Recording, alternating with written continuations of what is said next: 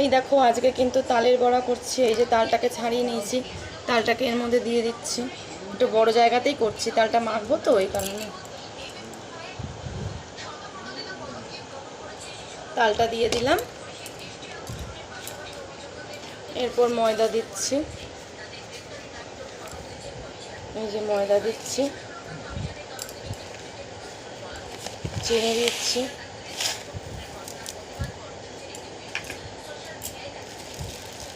এই যে চালের গুঁড়ি দিচ্ছি,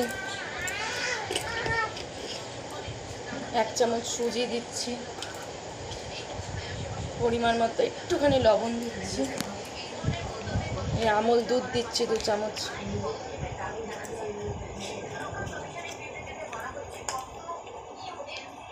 আর 2টো কলা দেব।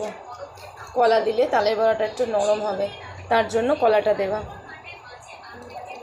এভাবে দেব, এভাবে মাখবো তালের বড়াটা। মাখা হয়ে গেলে তারপর তেলের মধ্যে ভাজবো। আর এদিকে এই দেখো, এটা হচ্ছে ময়দা মাখা আছে তাল দিয়ে, এটা হচ্ছে পিঠে ভাজা করব।